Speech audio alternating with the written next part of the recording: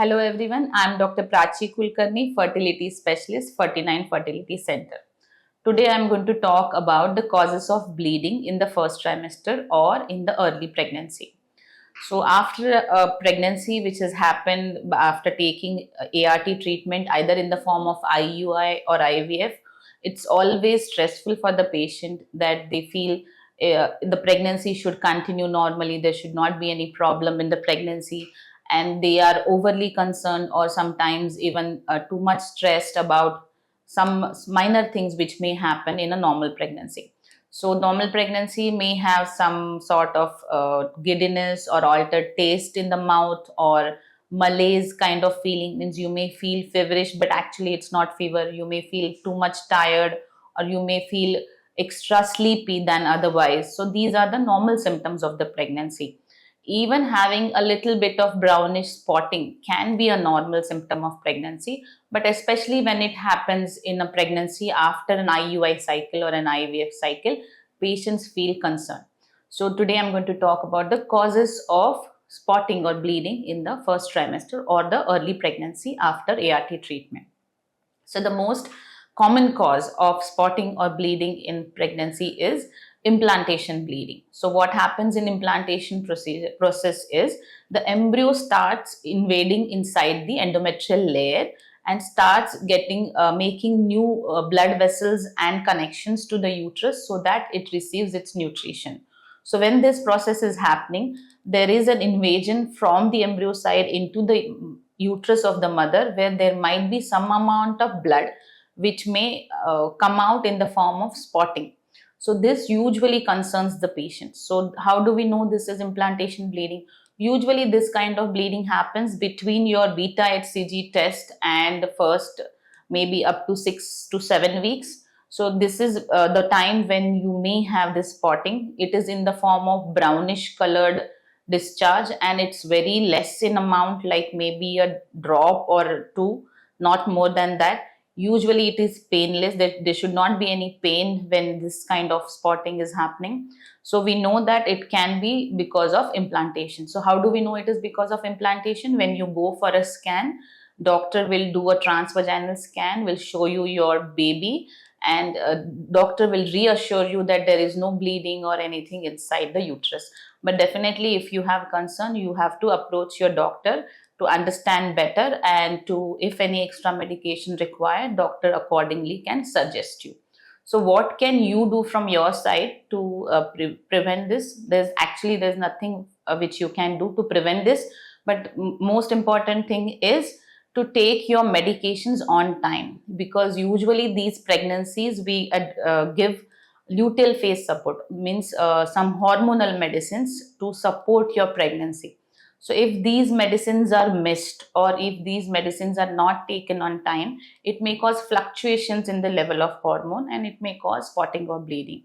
So make sure you take your hormonal medicines on time. So this was about the implantation bleeding. The second cause of bleeding in the first trimester can be a failing intrauterine pregnancy. So failing intrauterine pregnancy means the implantation has happened, but unfortunately the pregnancy is not growing further. There are different weeks where we expect certain things on the scan. Like at 6 weeks, we will expect a gestational sac with a fetal pole and heartbeat in the on the scan. So these things are to be seen on the scan. Suppose by chance some of these things are delayed or not seen, usually there is a particular time period where we wait for these things to develop, because the pregnancy has just implanted. We have to give some time for it to develop. So sometimes your doctor will ask you just to continue medications, do not take the stress, and wait for the next scan to know if the pregnancy is growing properly or advancing properly or not. So this is about the failing intrauterine pregnancy. But unfortunately, if the pregnancy is not growing, then after certain scans we come to know that there is no growth in the rump length that we measure, or fetal pole measurements, or sometimes the heartbeat may stop on the scan. So this can be the reason for the spotting or bleeding in the initial months of pregnancy. Now, one more cause which is actually something which is of concern is can be because of ectopic pregnancy. So ectopic pregnancy is a pregnancy which happens outside the uterine cavity. It can be either in your previous cesarean scar, or it can be in the tubes or fallopian tubes. So these are the most common sites. There might be other sites where we can call it interstitial ectopic pregnancy, ovarian ectopic pregnancy. So when this pregnancy implants at sites other than the uterine cavity, this may cause certain amount of spotting and bleeding. But this amount of spotting and bleeding can be more, not like implantation bleeding, and it can be fresh bleeding also at times. So red color, fresh bleeding, it's more than few drops. Sometimes it may be associated with abdominal pain, or sometimes even episodes of fainting or giddiness or blackout. So these kinds of bleedings are of concern, wherein you should immediately see your doctor or go to hospital and get your scan done to make sure that there is no danger for you. And this is something which you have to keep in mind and look for. If your bleeding is red color, or it is extra amount, or associated with abdominal pain or cramps or fainting episodes, you should not ignore it. So other cause of bleeding can be, we call it subchorionic hemorrhage, where what happens is there might be some problems with the developing blood vessels, and there might be some amount of bleeding which is fresh red bleeding. Again, it may not be associated with any pain, and when we do a scan, sometimes we see a small clot beyond the pregnancy or around the pregnancy.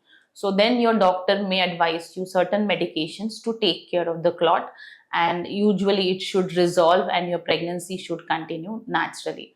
So with this was about the first trimester bleeding causes, and I hope this was helpful. And I wish you all the best. And if any kind of these symptoms, if you see, please consult your doctor for further advice and take the medications on time. Thank you.